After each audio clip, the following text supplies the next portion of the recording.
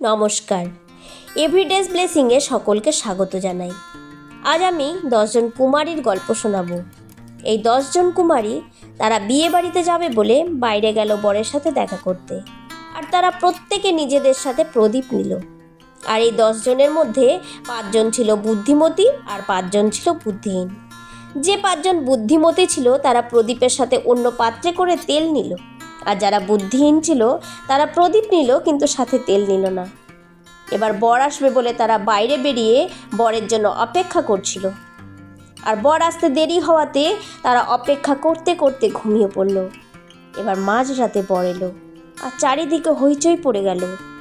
ওই দেখো, বর এসেছে, সবাই বেরিয়ে এসো।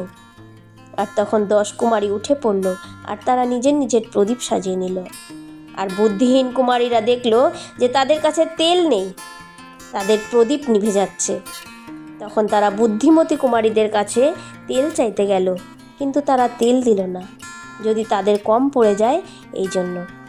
আর তখন তারা তেল কিনতে গেল, আর সেই সময় বর এলো। আর সেই বুদ্ধিমতী কুমারীরা বরের সঙ্গে বিয়ে বাড়িতে প্রবেশ করলো, আর বিয়ে বাড়ির দরজা বন্ধ হয়ে গেল। আর তারপর বুদ্ধিহীন কুমারীরা এলো, বলল, দরজা খুলুন, আমরাও যাব। আর তখন বর বলল, আমি তোমাদের চিনি না।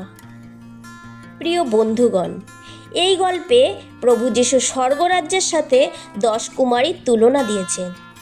যে বুদ্ধিমতী 5 কুমারী ছিল তারা বরের জন্য প্রস্তুত ছিল, যে বর এসে যেন দেখতে পায় তারা তৈরি আছে বরের সাথে যাবে বলে। আর তাই যখন বর এলো তারা বরের সাথে বিয়ে বাড়িতে প্রবেশ করতে পারলো। কিন্তু যারা বুদ্ধিহীন ছিল তারা প্রস্তুত ছিল না। তাই যখন বর এলো তখন তারা নিজেরা বাইরে বেরিয়ে গেল। পরে তারা এসে দেখলো বর নেই, বর চলে গেছে, আর বিয়ে বাড়ির দরজা বন্ধ হয়ে গেছে। এই গল্পটি মথি লিখিত সুসমাচার 25 অধ্যায় 1 থেকে 13 পদে লেখা আছে। প্রিয় বন্ধুগণ, এখানে যে বরের কথা বলা হয়েছে তিনি হলেন প্রভু যীশু খ্রিস্ট, আর তিনি আবার আসবেন। কিন্তু আপনি কি প্রস্তুত আছেন সেই বুদ্ধিমতী কুমারীদের মতো? তিনি যখন আসবেন, যারা তার আসার জন্য অপেক্ষা করছে, যারা প্রস্তুত, তিনি তাদেরকে তার সাথে স্বর্গে নিয়ে যাবেন।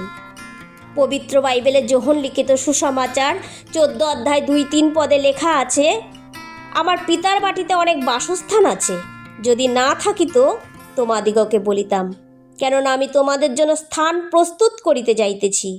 আর আমি যখন যাই ও তোমাদের জন্য স্থান প্রস্তুত করি, তখন পুনর্বার আসিব এবং আমার নিকটে তোমাদিগকে লইয়া যাইব, যেন আমি যেখানে থাকি তোমরাও সেইখানে থাকো।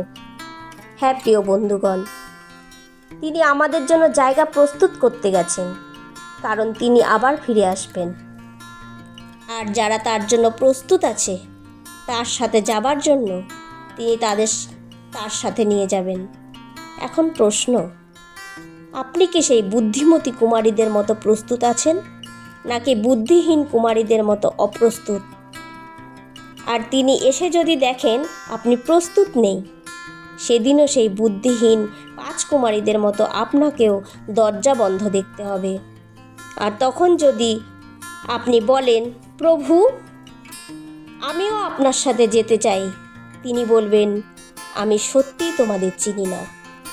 প্রিয় বন্ধুগণ, যদি আপনি তার সঙ্গে যাবার জন্য প্রস্তুত আছেন, তাহলে আপনি অবশ্যই তার সঙ্গে সেই স্বর্গরাজ্যে প্রবেশ করবেন। আর যদি প্রস্তুত না থাকেন, তাহলে আজ থেকে আপনি প্রস্তুতি নেন। তাকে বলুন, আমি আপনার সঙ্গে যেতে চাই। তাকে ধরুন, তাকে বিশ্বাস করুন, আর তার আসার জন্য অপেক্ষা করুন। ঈশ্বর আপনাকে আশীর্বাদ করুন। আসুন প্রার্থনা করি। হে সৃষ্টিকর্তা জীবন্ত ঈশ্বর, তোমায় ধন্যবাদ আজকের দিনের জন্য। পিতা, আমরা জানি প্রভু যীশু খ্রিস্ট আবার আসবেন, আর আমরা তার জন্য অপেক্ষা করছি। কিন্তু পিতা, যারা এখনও প্রস্তুত নয়, তারা যেন আজ সঠিক সিদ্ধান্তে আসতে পারে, তারাও প্রস্তুতি নিতে পারে। এই প্রার্থনা পিতা তোমার পুত্র প্রভু যীশুর নামে চাই। আমেন।